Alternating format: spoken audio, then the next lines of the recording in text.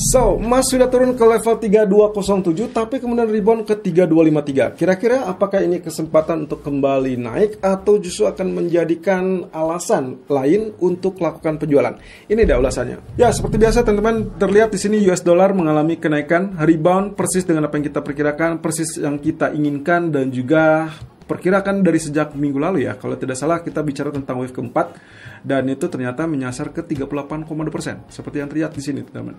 Ya, jadi kemarin setelah sempat muncul dengan candlestick merah ataupun hanging man, ternyata di hari Seninnya dia lanjutkan kenaikan.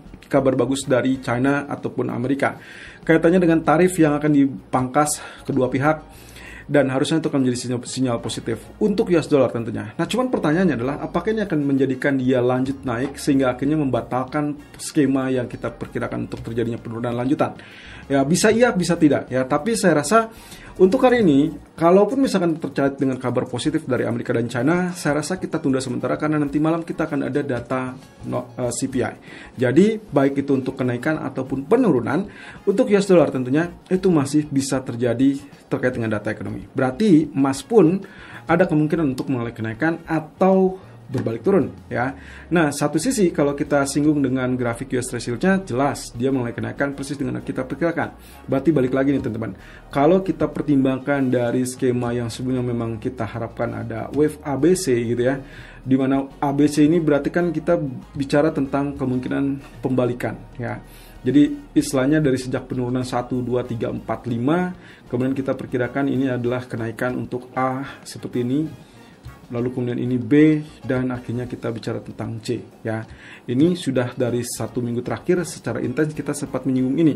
Walaupun terjadi penurunan sebelumnya, itu kita asumsikan bahwa ini adalah minor, yang dianggap penurunan minor dari kompleksiti ABC ya.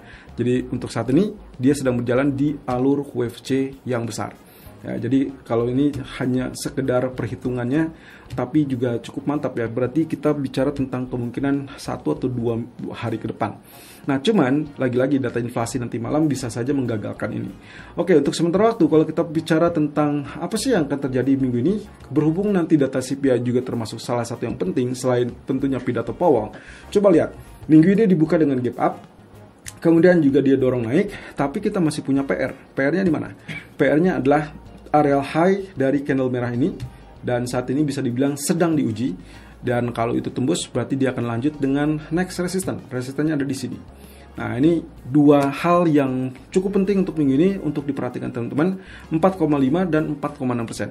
Kalau terjadi penembusan 4,5 berarti kejar ke target atasnya ya, dan itu berarti akan sangat-sangat kuat untuk saat ini. Tapi kalau misalkan fail 4,5 bertahan, kemudian dia kembali ditekan turun, ya otomatis candle merah ini menunjukkan bahwa dia masih cukup kuat, sehingga akhirnya kita dapatkan rejection ke bawah. Saya perkirakan berarti kalau misalkan itu terjadi, anggap saja sampai hari Minggu ataupun hari Jumat ya, berarti kita punya kesempatan untuk melihat dia ditutup dengan shooting star. Mirip seperti ini kurang lebih.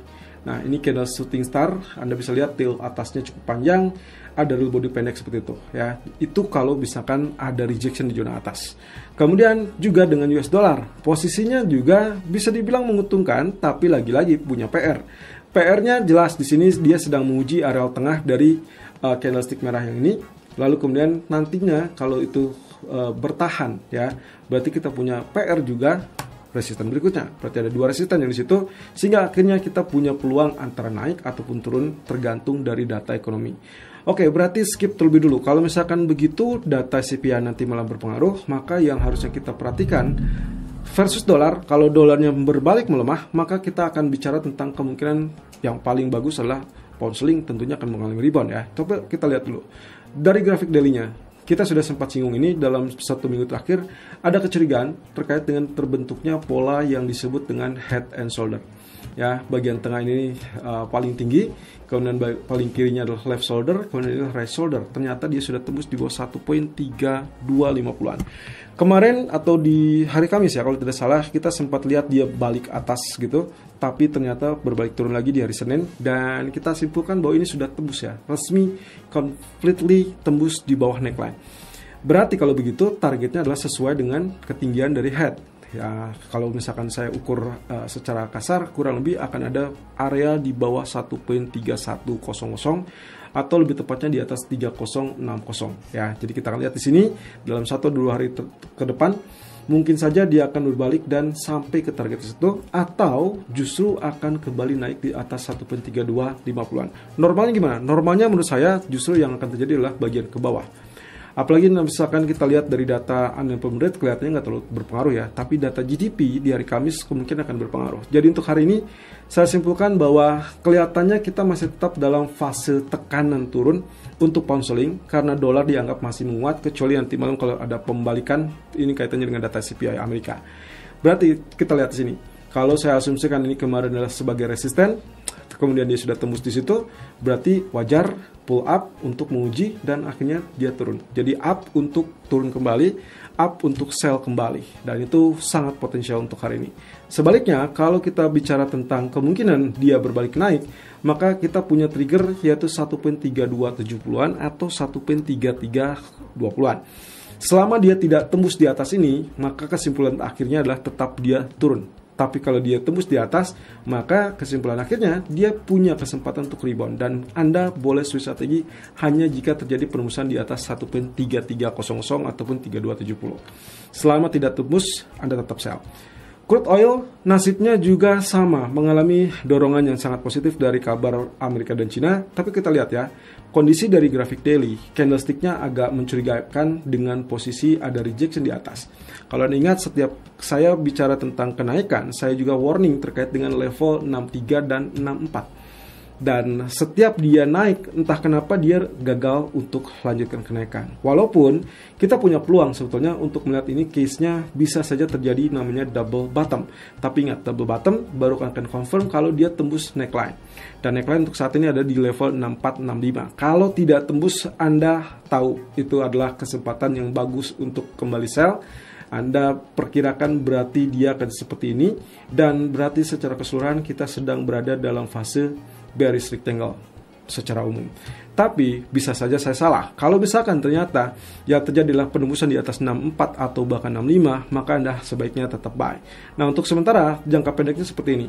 Berhubung dia sudah naik di atas 38,2%, kemudian ya Anda bisa lihat di sini historical price menunjukkan dia juga tetap bertahan. Umumnya ada dua strategi. Yang pertama, dia naik dulu, spike seperti itu, kemudian dia berbalik turun, berarti akan ada double top. Atau sebaliknya, justru yang saya inginkan skenario-nya adalah seperti ini. Kalaupun menguji level support resisten, maka support trendline merah itu yang paling utama. Artinya, nantinya buy yang paling aman itu adalah mendekati level 60.40, sehingga akhirnya dia akan menguji resisten berikutnya.